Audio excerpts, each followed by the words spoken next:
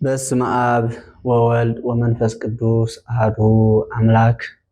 ስብሐት ለእግዚአብሔር ኪያነ ዘፈጠረ ከመ ናምልኮ እግዚአብሔር አምላኽና ከነምልኮ ንግዞ ስሙ ክንጽውዕ መንግስቱ ክንወርስ ንዓና ስለ ዝፈጠረ ዝኸበረን ዝተመስገነን ይኹን። ኣብ ኩሉ ኩርናዓት ዓለም ኮንኩም ነዚ ሲሳይ ዕለት ዝብል መንፈሳዊ ቻነል ትከታተሉ ዘለኹም ስድራ ቤት እግዚአብሔር ኣብ ዘለኹሞ ፍጹም ሰላምታ ናይ ጎይታናን ናይ ኣምላኽናን ናይ መድሓኒናን ኢየሱስ ክርስቶስ ከመይ ኣለኹም? እሺ እምበኣር ሎማዓንቲ ሒዝናዮ መፂና ዘለና ናይ ህዝቢ ሕቶ ኮይኑ ሰብ ሃይማኖቱ ንምንታይ ይቕይር ዝብል ካብ ህዝቢ ዝተሓተተ ኣብ ናይ ኮመንት ቦታ ዝመፀ ብዙሓት ሕቶታት ኣለዉ። በብክፋሎም ጌርና ቀዳማይ ካልኣይ ሳልሳይ እንዳበልና ንስኹም ዝሓተትኩም ሕቶ ንሕና ድማ ናባኹም ብመልሲ መልክዕ መፅሓፍ ቅዱሳዊ መልክዕ ናባኹም ንኸነቐርብ ግዴታና ስለዝኾነ ኣገልግሎትና እውን ስለዝኾነ ንዑ ሒዝናልኩም መፂና ኣለና። ንሕቶኹም መልሲ ረኺብኩም ነዚ መንፈሳዊ ቻነል ድማ ሳብስክራይብ እንዳገበርኩም ሼር እንዳገበርኩም ናብ ኩሉ ንክበፅሕ ኣገልግሎትኩም ክትዋፁ መንፈሳዊ ፃውዒተይ የቕርብ ማለት እዩ። ናብቲ ሕቶና ክንከይድ ከለና ሰብ ንምንታይ ሃይማኖቱ ዝቕይር ዝብል ሕቶ ብሰለስተ ነገር ክረአ ይከኣል ማለት እዩ። ብሰለስተ ነገር ክንምልሶ ክንፍትን ኢና ማለት እዩ። መጀመርያ ብናይ ዮሃንስ አፈወርቅ ኣራዳድኣን ብናይ ሐዋርያ ጳውሎስ ኣራዳድኣን ሃይማኖት ማለት ዮሃንስ አፈወርቅ እንታይ ይብል? ሃይማኖት ማለት መሰረት እያ ይብል። ሃይማኖት ሰ መሰረት ይእቲ ወካልኣኒሃ ህንፃ ወንድቂ ይብል። ሃይማኖት መሰረት እያ እቲ ካልእ ግን ህንፃን መንደቕን እዩ ይብለና ማለት እዩ ዮሃንስ አፈወርቅ ገልጽ እንከሎ። ሐዋርያ ጳውሎስ ድማ እቲ ናይ ዮሃንስ አፈወርቅ ብሃይማኖት ዝገለጾ ብሰብ መልክዕ ከምፅኦ እንከሎ ወአንትሙ ህንፃ መቅደሱ ለእግዚአብሔር ይብለና። ንስኻትኩም ናይ እግዚአብሔር ህንፃ መቅደስ ኢኹም ይብለና። ስለዚ ነዚ ኢና ክንርኢ ህንፃ ክበሃል እንተደኣ ኮይኑ ወይ ድማ ህንፃ ክቆውም እንተደኣ ኮይኑ መሰረቱ ኣብ ምንታይ ክስረት ክኽእል ኣለዎ ንዝብል ሕቶ ድማ ወንጌላዊ ቅዱስ ማቴዎስ ነዚ ሕቶ እዚ ክምልሶ እንከሎ ወንጌለ ማቴዎስ ምዕራፍ 7 ካብ ፍቕዲ 24 ክሳብ 28 ዘሎ ሃይለ ቃል ከምዚ ይብል። ኩሉ ከ ዘይሰምዕ ቃልየ ወዘይገብሮ ይመስል ብእስየ ጠቢበ ዝሃነፀ ቤቶ በዲበ ኮክ ወዘንሙ ዘናማት ወውዙ ወሃይስ ወነፉ ነፋሳት ወይገፍትእዎ ለዝንቱ ቤት እስመ በዲበ ኮክ ተሃንፀ ይብል። ኩሉ ንቃለ ይሰምዖ ሰሚዑ እውን ኣብ ተግባር ዘውዓሎ ከምቲ በሊሕ ዝኾነ ሰብ ቤቱ ኣብ ከውሒ ዝሃነፀ ይምሰል ይብለና። ዝናማት ዘነሙ ነፋሳት ነፈሱ ወሓይዝ ድማ ወሓዙ ነቲ ቤት ድማ ከነቃንቅዎ ኣይከኣሉን። ንምንታይ እንተደኣ ተባሃለ እቲ ቤት ኣብ ርእሲ ከውሒ ተሃኒፁ እሞ ይብለና ማለት እዩ። ስለዚ ነፋሳት ተባሂሎም ዘለዉ ሰባት እዮም። ዝናማት ተባሂሎም ዘለውን ሰባት እዮም። ወሓይዝ ተባሂሎም ዘለውን ሰባት እዮም። ካብ ሃይማኖትና ንኸውፅኡና ንዕኦም ከም ዝተረድኦም ተመሲሉ እሳቶም ብትክክለኛ መገዲ ከም ዘለዉ ተመሲሎም ንዓና ንኸረድኡና ኣረዲኦም ድማ ንኸውፅኡና ዝፅዕሩ ሰባት እዮም።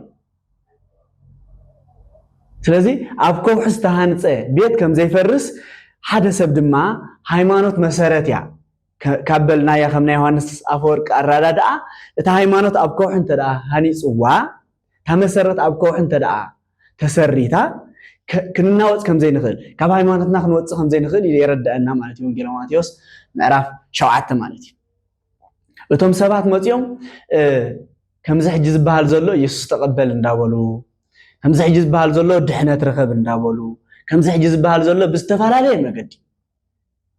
ንዓና ካብቲ ትክክለኛ መገዲ ንምውፃእ ዝፅዕሩ ዘለዉ ኣብ ከውሒ ሃኒፅና እንተደኣ ፀኒሕና ንሃይማኖትና ኣይንናወፅን ኢና ማለት እዩ። ኢየሱስ ክርስቶስ ዝበሎ ሃይለ ቃል እውን ኣሎ ንጴጥሮስ ዝሃቦ አንተ ኮክ ወዲበ ዛቲ ኮክ ኣሃንፃ ለቤተ ክርስቲያን ንስኻ ከውሒ ኢኻ ኣብዛ ርእሲ ከውሒ ከዓ ንቤተ ክርስቲያን ክሃንፃ እየ ናይ ሲኦል ኣፍ ደገታት ድማ ኣይከናውፅዋን እዮም ይብል ወንጌል ማቴዎስ ምዕራፍ 16።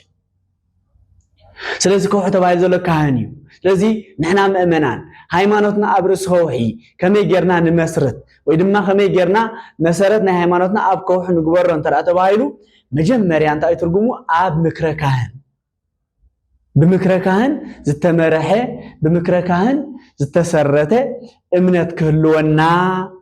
اللو ስለዚህ ሰብ ሃይማኖትን ምን ታይቀይር እንተራይልና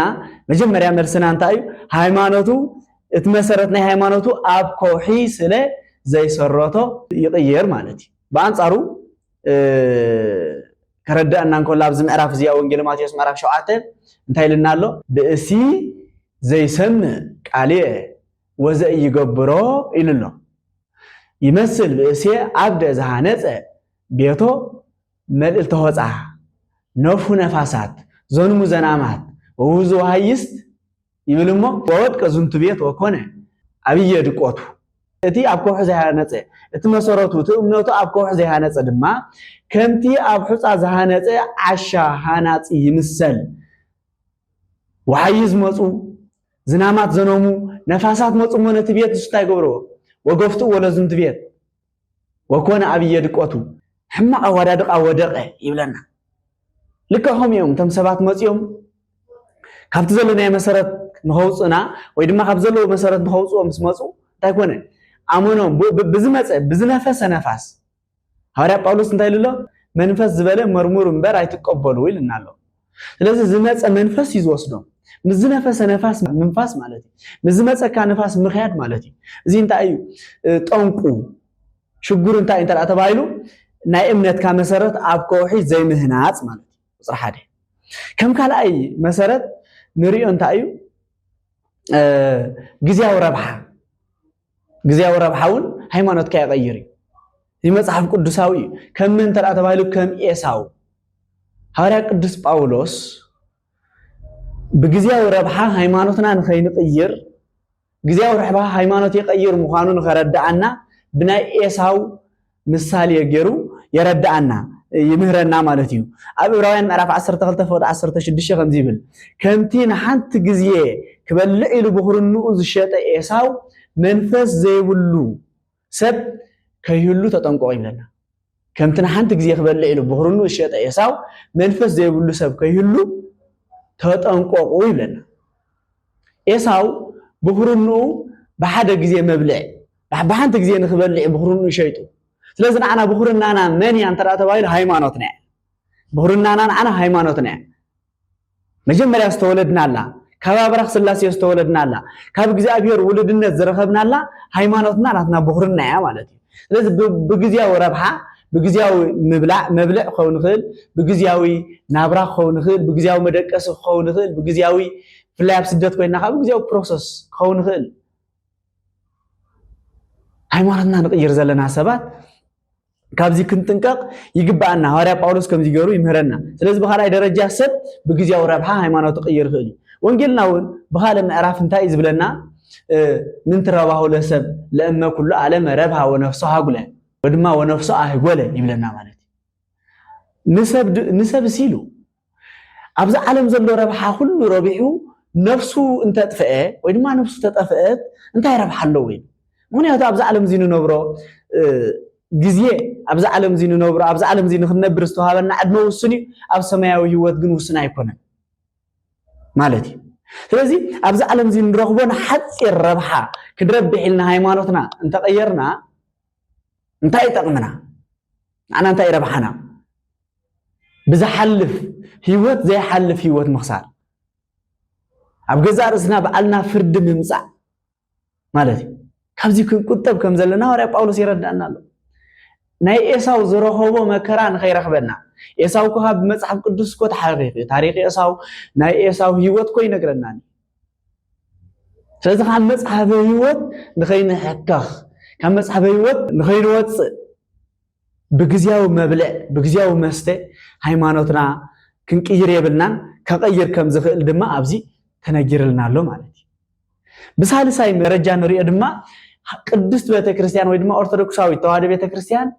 መከራ ስለዝኾነት ሃይማኖት ማለት መከራ ማለት እዩ ኣብ ወንጌል ሉቃስ ምዕራፍ 9 ፍቅዲ 23 ጀሚሩ እንታይ ይብለና እቲ ንዓይ ዝደሊ መስቀል ተሰኪሙ ይከተለኒ ይብለና መስቀል ማለት ትርጉሙ እንታይ መከራ ማለት መስቀል ማለት ትርጉሙ መከራ ማለት ስለዚህ ኣብ ቅድስት ቤተክርስቲያን ዘሎ መከራ በአቶም መከራ ኮይኑ ዝርዳእ ሐዋርያ ጳውሎስ ወነጊርና ኣሎ ናይ መስቀል ነገር ወይ ድማ ናይ መስቀል ውዕለት ይልና ኣሎ ነቶም ዘይኣምኑ ዕሽነት እዩ ነቶም ንዓና ነቶም ንኣምን ግን እንታይ ህይወት እዩ ድሕነት እዩ ሓይሊ ይልና ኣሎ ማለት እዩ ስለዚህ መስቀል ምሽካም ማለት መከራ መቅባል ማለት እዩ ንዖም ነቶም ዘይኣምኑ መከራ ኮይኑ ዝርድኦም ኣየና እዩ ባል ይካኣል ንስየና እንተራ ተባሂሉ ጾም ንዖም መከሮኦም እዩ ጸሎት ንዖም መከሮኦም እዩ ንስሓ ንዖም መከሮኦም እዩ ምስጢራት ናይ ቅድስት ቤተክርስቲያን ምክፋል ንዖም መከሮኦም እዩ ንዓና ግን እንታይ በረኸት እዩ ማለት እዩ ስለዚህ ነዚ ነገር እዚ ክቅበልዎ ስለዘይክእሉ ክጾሙ ስለዘይክእሉ ክጽልዩ ስለዘይክእሉ ንስሓ ከኣቱ ስለዘይክእሉ ምስጢራት ቤተክርስቲያን ክቅበሉ ስለዘይደልዩ እንታይ ገብሩ ሃይማኖቶም ይቅይሩ እሞ ብድሕሪ እንታይ ይብሉ ኣይተረዳእናን ነይሩ ይብሉ ማለት ኣይተረዳእናን ነይሩ ነገር ግን ሃይማኖት ርድእት እያ ንዖም ዘይተረድኡ መንበር ሃይማኖት ዘይተረዳእ ስለዘይኮነት ልብህን ይግባአና ኦርቶዶክሳውያን ኣብዚ ንሕና ክርድኦ ዝግበና ነገር ሓደ እንታይ ኣሎ እንተራ ተባሂሉ ሃይማኖት ኦርቶዶክሳዊ ተዋህዶ ቤተክርስቲያን ርድእት ስለዘይኮነት ወይ ድማ ግልጽቲ ትክክለኛ ስለዘይኮነት ዘይኮነ ንሳቶም ንምርዳእ ድልዋት ስለዘይኮነ እዩ ሐዋርያ ጳውሎስ ኣብ ዕብራውያን ምዕራፍ 1 ፍቅድ 1 እንታይ ይልና ኣሎ ሃይማኖት ጥይቅት ይእቲ ይልና ኣሎ ሃይማኖት ጥይቅት ይእቲ ለዘይስየፈዋ ሃይማኖት ግን ነቲ ተስፋ ዝገብራ ነቲ ንዓ ተስፋ ገይሩ ዝጸንሕ ነቲ ንዓ ተስፋ ገይሩ ጸኒዑ ዝኸይድ ሰብ ርድእት እያ ምስጢር ኣይኮነትን ግልጽቲ እያ ይብለና ሐዋርያ ጳውሎስ ማለት እዩ በዚ መሰረት እዚ ስለዚህ ንሕና ንዓና ስለዘይተረዳእትና ሃይማኖት ርድእቲ ኣይኮነትን ክንብል የብልና ሐዋርያ ጳውሎስ ኣስፊሕ ይዛረብ ስለ ሃይማኖት ሓንቲ ሃይማኖት ሓንቲ ጥምቀት ይብል ማለት እዩ እዚ ሃይማኖት እዚኣ ድማ ሰንሰለታዊት ሃይማኖት እያ ቅዱስ ያሬድ እውን ኣብ ማህሌቱ እንታይ ይልና ኣሎ ሃይማኖት እንተ ማህበ ኣብ ተፈጥረት ወሃበ ወልድ ታበጽሕ ወሃበ መንፈስ ቅዱስ ትፈጽም ሃይማኖት ካብ ኣብ ተፈጠረት ከምኡ ናብ ወልድ ተበጽሕ ከምኡ ናብ መንፈስ ቅዱስ ኣብ መንፈስ ቅዱስ ትፍጸም ይብለና ማለት እዩ ስለዚህ ፍጽምት ያ ስለምንታይ ፍጽምት ኮይና እንተራ ተባሂሉ ፍጹም ዝኾነ ኢየሱስ ክርስቶስ ወይ ድማ ፍጹም ዝኾነ እግዚአብሔር ስለዝፈጠራ ፍጹም ዝኾነ እግዚአብሔር ስለዝፈጠራ ከምዚ ሕጂ ተዳልዮም ወይ ድማ ተጓጃጅሎም መጽኦም ዘለዉ ማሕበራት ንዓ ድሕነት ርኸብ ንዓ ኢየሱስ ተቀበል ኢሎም ዝመስረትዋ ኣይኮነት ሃይማኖት ባዕሉ ኢየሱስ ክርስቶስ ሰማይን ምድርን ዝፈጠረ ኢየሱስ ክርስቶስ ፈጣሪ ዓለማት ዝኾነ እግዚአብሔር አምላክ ዝፈጠረ ንስቡ ድማ ትፍጸም መሰረታ ንሱ ጉልላታ ንሱ ማለት እዩ እምበር በዞም ሰለስተ ነገራት እዚኣቶም ሃይማኖት ይቅየር ሓደ ሰብ ሃይማኖት ክቅይር ይኽእል ማለት እንታይ ኢልና መጀመርያ መሰረቱ ኣብ ከውሕ ስለዘይኮነ ማለት እንታይ ማለት እንተራ ተባሂሉ ኣብ ከውሕ ምስራት ማለት ብምክረ ካህን ስለዘይመላለስ ሰብዚ ሃይማኖት ክቅይር ይኽእል መጽሐፍ ቅዱስ ስለዘይንብብ ሰብዚ ሃይማኖት ክቅይር ይኽእል ስለዘይጽልይ ሰብዚ ሃይማኖት ክቅይር ይኽእል ስለዘይጸውም ሰብዚ ሃይማኖት ክቅይር ይኽእል ምስጢራት ቤተክርስቲያን ስለዘይፍጽም ሰብዚ ሃይማኖት ክቅይር ይኽእል ስለዚህ ነዚኦም ዝፍጽም ሰብ ኣብ ከውሒ ከም ዝሃነጸ ከም ትበልሕ ዝኾነ ሰብ ይምሰል ነዚኦም ዘይፍጽም በአንጻሩ ህንጻ መቅደሱ ወይ ድማ ህንጹ ቤቱ ኣብ ሕፃ ከም ዝሃነጸ እሞ ከም ተዓሻ ሰብ ይምሰል ዝመጸ ንፋስ ድማ ሒዝዎ ይነፍስ ማለት እዩ ስለዚህ ሃይማኖትና መሰረት ካብ ኮነት መሰረትና ድማ ኣብ ከውሒ ክንሃንጽ ይግባአና ማለት እዩ በኻላይ ደረጃ ከምቲ ዝበልናዮ ብግዚያዊ ረብሓ እዩ ግዚያዊ ረብሓ ንፕሮሰስ ኢሉ ክኸውን ይኽእል ንኽምርዖ ኢሉ ክኸውን ይኽእል ንግዚያዊ ደስታ ንግዚያዊ ሓጎስ ኢሉ ክኸውን ይኽእል ንግዚያዊ ዝበልዖ ምብልዕ ክኸውን ይኽእል ንግዚያዊ ዝሰትዮ መስተ ክቅይሮ ይኽእል ሰብዚ እምበር ሃይማኖት ስለዝተረዳእቶ ኣይኮነን በዚ መገዲ ክርዳእና ዝግብኦ እዚ ቻነል እዚ ንኩሉ ክፍቲ እዩ ኣነ ተረዲእኒ ሃይማኖት ኣብ ኦርቶዶክስ ተዋህዶ ከለኻ ሃይማኖት ኣይተረድእንን ሕጂ ግን ተረዲእኒ ትክክለኛ ወፅየ ዝበለ መጽሐፍ ቅዱስ ሒዙ ወይ ድማ ትንሱ ዝኣመነሉ ነጥብታት ሒዙ ክዛራረብ ይከኣል ማለት እዩ ብፍቅሪ ብዝተመነኦ ሰላም ብዝተመነኦ እና ኩላትና ድሒና ኩላትና ኣብታ ትክክለኛ ሃይማኖት ጽኒዕና ኣብቲ ዘለዓለማዊ ህይወት ንክንወርስ ተስፋና ንሓደ ብሓይሊ ንኸነምጽእ ንሓደ ክንጉንጽ ኣይኮነን ማለት እዩ ጽልኣት ናይ ሰብ የብልና ቅዱስ ቄርሎስ ንንስጥሮስ እንታይ ኢልዎ ነይሩ ንስጥሮስ ኢልዎ ነይሩ ንዓኻ ይፈትወከ ንትምህርትኻ ግን ይጸልየ ኢልዎ ነይሩ ማለት እዩ ስለዚህ ዝመልስ እዚ ንሕና ንህቦ ኣብቶም ሃይማኖት ዝቀየሩ ሰባት ጽላእት ሃሊና ዘይኮነ ኣብቲ ትምህርቶም ግን ተቀባልነት ስለዘይኮነ ትክክለኛ ስለዘይኮነ ኩሉ ግዜ ኣይ ትክክለኛን እዩ ክንብል ግቦናይ ኣገልግሎትና ስለዝኾነ ሓላፍነትና ስለዝኾነ ማለት እዩ ስለዚህ ሃይማኖት ኩሉ ግዜ እንታይ ትክክለኛ እያ ሃይማኖት ናይ ኦርቶዶክስ ተዋህዶ ቤተክርስቲያን ሃይማኖት ኩሉ ግዜ ቅንዕት እያ ንዓ ቅንዕት ዘይብላ ነጥቢ እንታይ እዩ ተረዲእኩም ዘይኮነ ትወጽ ዘለኹም ስለዚህ ተረድኦኩም ይኹም ትወጽ ዘለኹም በዚህ መገድ እዚ ሰብ ክቅይር ይኽእል መከራ ክቅበል ስለዘይክእል ኢየሱስ ክርስቶስ በዓል ኢሉ ንዓይ ዝፈትወኒ እቲ ንዓይ ዝበቀ መስቀል ተሰኪሙ መስቀሉ ጼሩ ይከተለኒ እቲ ንዓይ ዘይክተለኒ ሰብ ድማ መስቀል ክፀውር አይክልኒ ማለት እዩ ካል ትርጉም ይብሉን መስቀል ምስካማት መከራ መቅባል ስለዚህ በዚ ሰለስተ ነገራት እዚ ሰብ ሃይማኖቱ ክቅይር ይኽእል ኦርቶዶክሳውያን ዘለኩም ሕቶታት ኣብ ኮመንት ቦታ እንዳምጻኹም ክትሓትሉለኩም ብምክረካን ክትመላለሱለኩም እንበር ሃይማኖቶም ብዝቀየሩ ሰባት ሙሶም ክትከዱ የብልኩም ከመን ከም ትኽንብሎ ጽናሕና ምዝነፈሰ ነፋስ ክትነፍሱ የብልኩምን ማለት እዩ ስለዚህ እምበር ነዚ ይመስል ናይ ሎም ማዓንቲ መልስና በኻልኣይ ክፋል ብሳልሳይ ክፋል እንዳበልና ነምጾ ድማ ብዙሕ ሕቶ ይተሓቲቱ ዘሎ ኢየሱስ ክርስቶስ ምቕባል እንታይ ማለት እዩ ኢየሱስ ክርስቶስ ኣብ ኦርቶዶክሳዊት ተዋህዶ ቤተክርስቲያን የለ እንዲዩ ንምንታይ ኢየሱስ ክርስቶስ ተቀበል ወይ ድማ ምድሓን ብኢየሱስ ክርስቶስ ጥራይ ዝብል ሓደ ሰብ ካብ ኦርቶዶክሳዊት ተዋህዶ ምስ ወፀ ኣብ ኦርቶዶክሳዊት ተዋህዶ ቤተክርስቲያን ኢየሱስ ክርስቶስ የለ እንዲዩ ኢየሱስ ክርስቶስ ኣብ ኦርቶዶክሳዊት ተዋህዶ ቤተክርስቲያን በኸመይ ይስበኽ ነዚ ክንርኢና ማለት